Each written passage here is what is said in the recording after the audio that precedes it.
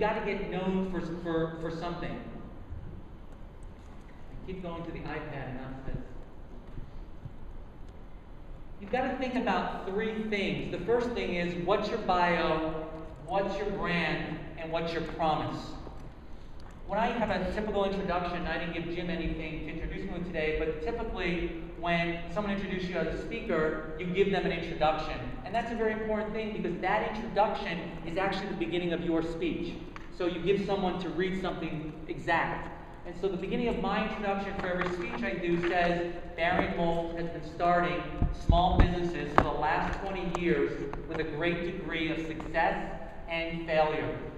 And it's kind of interesting because a lot of people that read the introduction, they'll actually skip over the end failure part because they think it's got to be a mistake. But the reason that I put the end failure in there is because I speak in front of a lot of small business owners, people that have had success and failure, and I want them to know that guess what? I'm just like you. So it gets me by their side. So think about what is really what's your brand and what's your promise.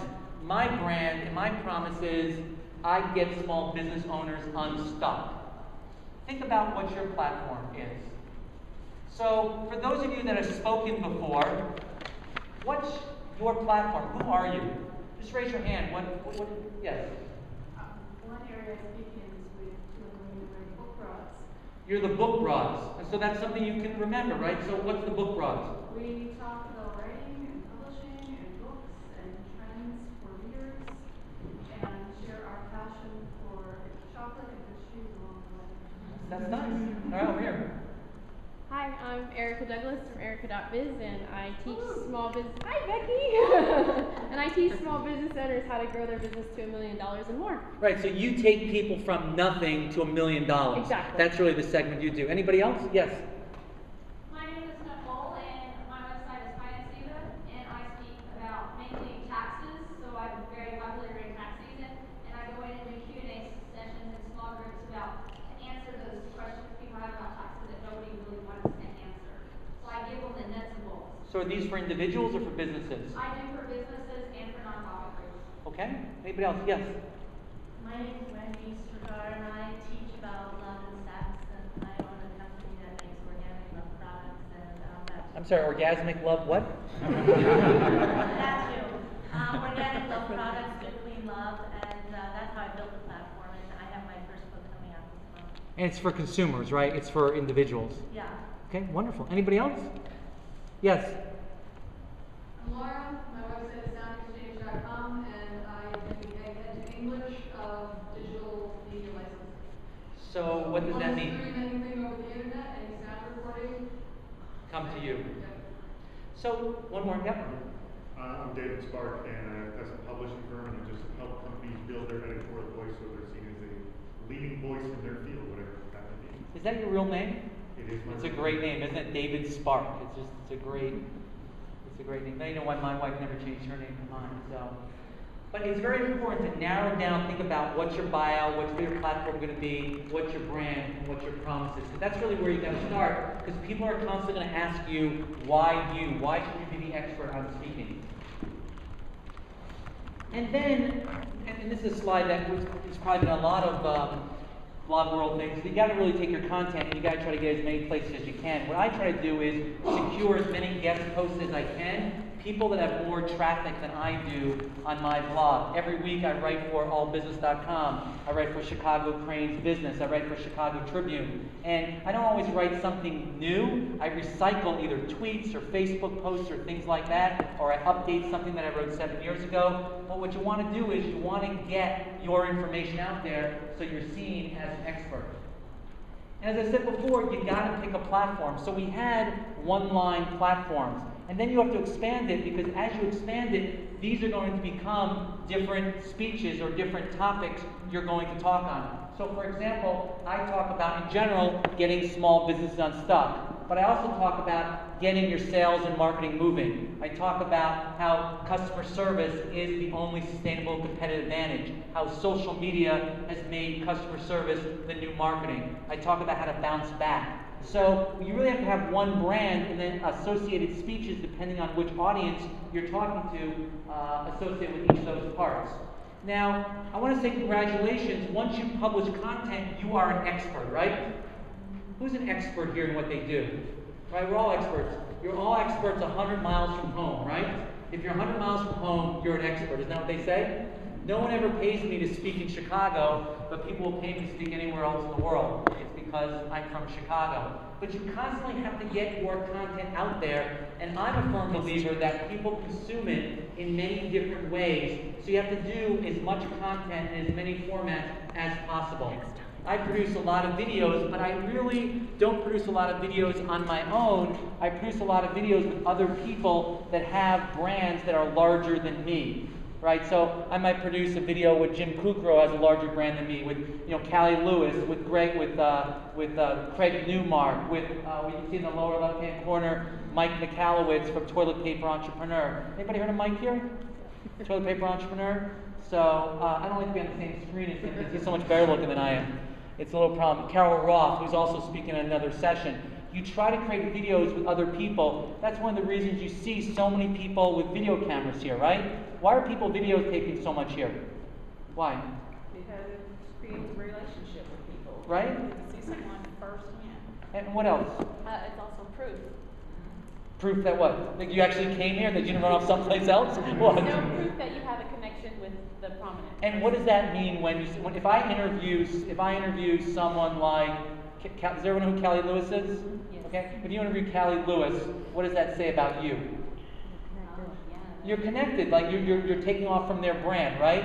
You're rubbing off on their brand, so you're trying to put yourself on top of their brand as you build your own. And what's interesting is, as you start to build your brand, you'll see other people coming alongside of you trying to build themselves on your brand, which also becomes very interesting, very funny.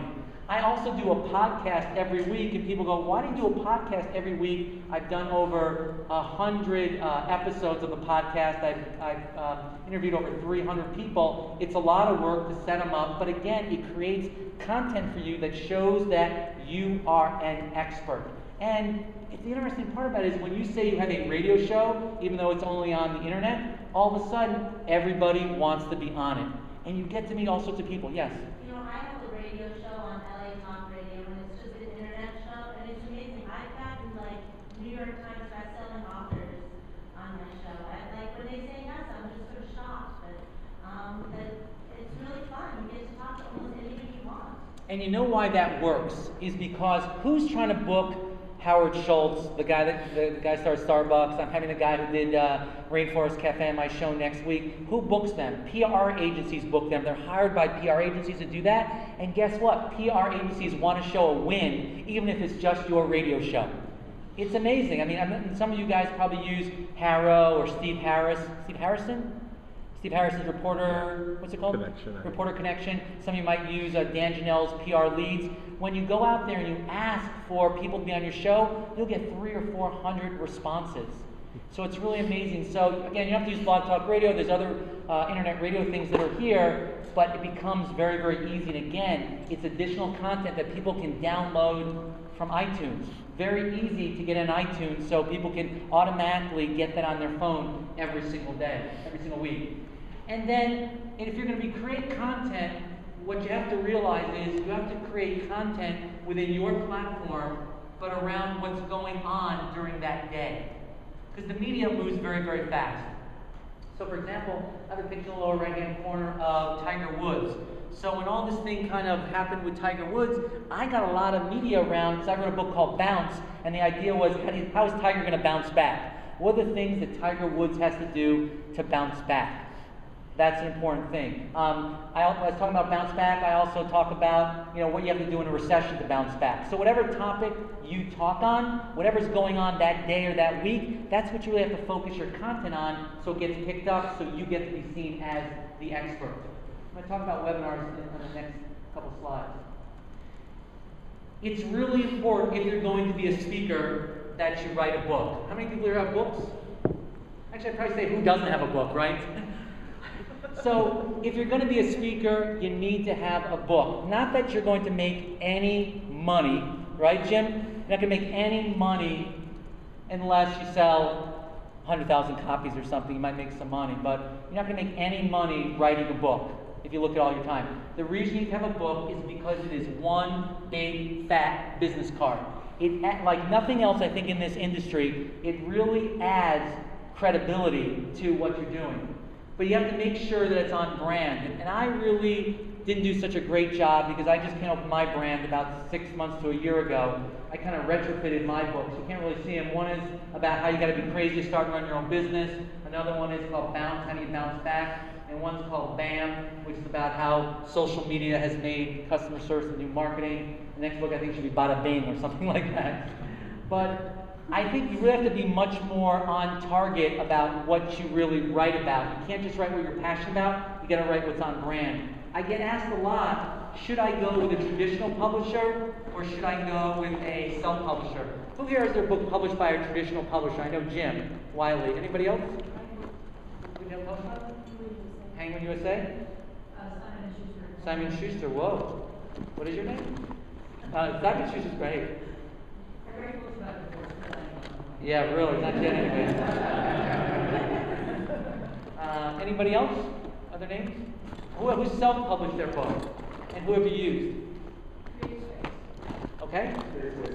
CreateSpace. They used to be called, right, which was the Amazon guys, right?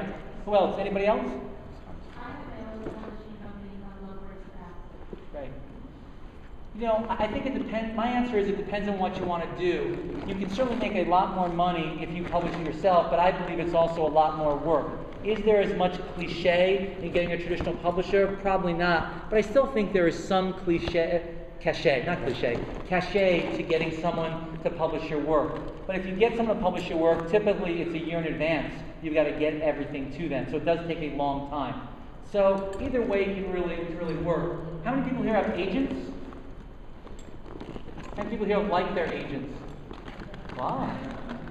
So people say, should you get an agent? And I would say, well, if you get an agent, you should. They charge 10 or 15%. The good part about an agent is, at least for one day, you will feel wanted when they bring you around to all the publishing houses and everyone bids on your stuff.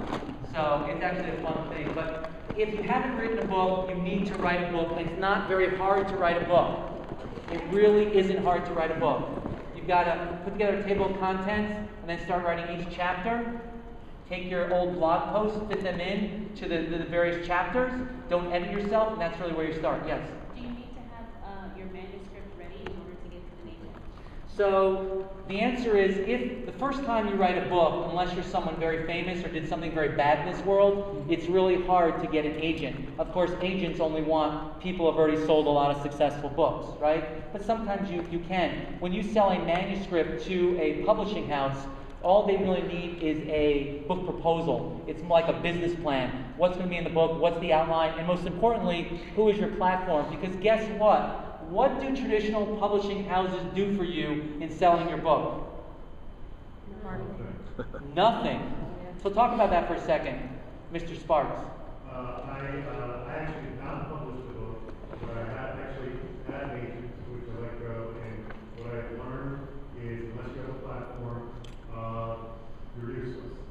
That they will be made very clear to me, my agent, that all the publisher will do is publish the book, and I would have to do all the sound, all of it. You know, in fairness, there's how many hundreds of thousands of business books that are published each year. It's really on your shoulders, even if you use a traditional publisher. They're really good at sending out books to people for free, but it's really on your shoulders. Yes? There's actually another hybrid. There's only two companies that fall in that category. That's Greenfield. Right, Greenleaf, Clinton Greenleaf's company, yes. And so that actually allows you to keep a little bit more control. It still expects you to have a platform and be able to sell your book yourself, but they do actually have a lot of distribution in, which Right. is really the only thing that publishers really provide now, is that they're already hooked up to this distribution network, and it's very difficult to do that if you only have one title. It is, but also remember, they can get the books in the stores, but your marketing has to actually get them out. And one way to do that is speaking. What Clint Greenleaf does is, he actually, it's like a pay-to-play kind of thing. You actually pay him, and it's tens of thousands of dollars. I won't mention the exact price, but it's tens of thousands of dollars. He'll help you put together the book, but he'll also help you market it and get into the airport bookstores. There's also presses like Entrepreneur Press, if you've heard of them. They charge about $15,000 to publish your book.